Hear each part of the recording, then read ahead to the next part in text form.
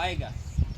जो व्यक्ति इस कानून के माध्यम से अगर 100 दिन पूरे कर लेते हैं तो उनके जो बच्चे पढ़ते हैं बच्चों को 7 से 8 हज़ार रुपये की छात्रवृत्ति मिलती है और उनका एक सर्विस कार्ड बन जाता है। उसमें 2 लाख का बीमा होता है। उसमें अगर कोई बीच में अगर उसकी मृत्यु हो गई तो वो पैसे सरकार उस फंड के माध्यम से उस श्रमिक को दिया जाता है।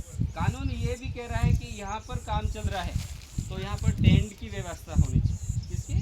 साया, यानी ग्राम पंचायत का दायित्व है कि लोग टेंट के नीचे बैठे, जहाँ पर साया नहीं है, पेड़ पौधे नहीं है, तो टेंट की व्यवस्था हो ताकि वहाँ पर वो लोग बैठ के अपना आराम करें।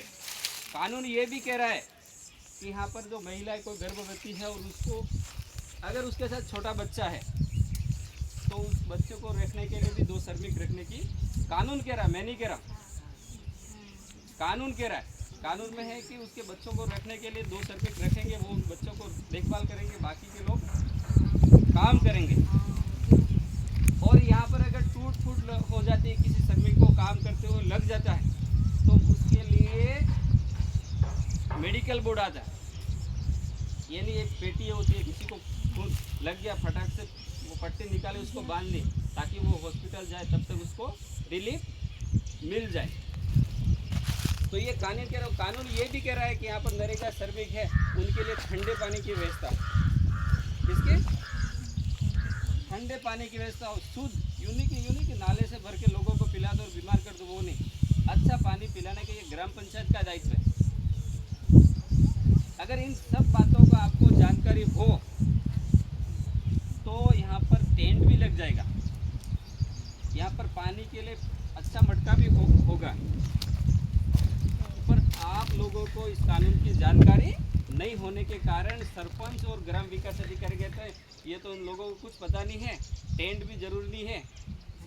तो ये तो बड़ी बड़ी बातें बताए, पर अब मैं ये बता रहा हूँ कि इस कानून में अपने लोगों को 200 दिन रोजगार देने का मांग करनी।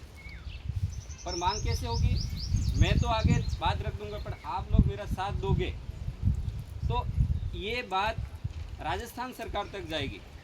और राजस्थान सरकार दूर नहीं है, यहाँ से 500 किलोमीटर अपन दूर है। जयपुर जाने के लिए अपन को 50,000 रुपये की गाड़ी करनी पड़े तब अपन वहाँ जा सकते हैं। और वहाँ पर भी जाए तो वहाँ पर इतना प्रशासन होगा कि मुख्यमंत्री को मिलने के लिए कितने लोगों को जाने देंगे? 2 लोगों के लिए। और मुख्यमंत्री का आदमी यहाँ से 30 किलोमीटर दूर है। कितना? टिलेसर से 30 किलोमीटर दूर है। बाबूलाल जी खराड़ी, उनके घर पे जाके 10 लोग अगर अपन कागज़ दे देंगे और टीवी पे खबर चल जाएगी तो मुख्यमंत्री कहेगा ये जनजाति मंत्री के लोग कह रहे हैं कि हमारे को 200 दिन का रोजगार मांग कर रहे हैं। अगर हम नहीं देते हैं तो दक्षिण राजस्थान में 35 सीटें, कितनी?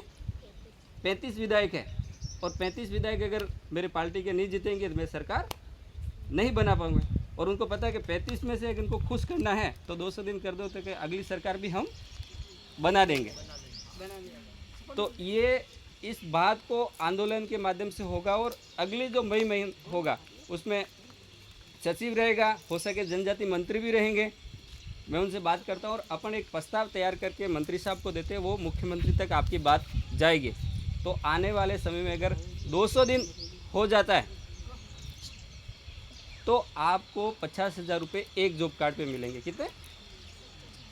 ज़्यादा काम भी नहीं करना, 50,000 एक जॉब कार्ड पे मिले, नुकसान तो नहीं हो रहा है ना। तो इस बात को अपन को आगे बढ़ाना है। और अगली बार सचिव आएगा तो धनराज जी कह के गए हमारे यहाँ पर टेंट लगना चाहिए, पानी के 5 मटके ठंडे पानी के चाहिए, ठीक है ना। यहाँ पर पानी के 5 मटके चाहिए, जितने लेबर है ना उसके अनुपात में 3 या 4 मटके यहाँ पर चाहिए, उससे ठंडा पानी पिएंगे। ये डॉक्टर को बोल देना कि हमारे यहाँ पर मेडिकल किट, यानी जो बुखार है ऐसी दवाइयाँ भी यहाँ पर उपलब्ध हो। किसी को बुखार आ गया तो किसी को दस्त लग गई, अभी टेम्परेचर ज़्यादा हो रहा है तो वो चीज़ें अपने यहाँ पर नरेगा पर यहाँ पर 100 लोग काम कर रहे हैं। सुरक्षा के महीने में अगर किसी को पत्थर लग जाए तो आप क्या करोगे? वो कहेगा ये कि मेरी तो और नहीं दूंगा। फिर उसके लिए क्या होगा कि आपके पास ऐसे हथियार होंगे तो फटाक से उस काम को आप कर लोगे। अब मैं इसी बात के साथ अपनी बात को विराम करता हूँ और मैं आने वाले समय में मई के 2-3 तारीख पर यहाँ पर कार्यक्रम होगा और उसमें सबको साइन भी करने पड़ेंगे।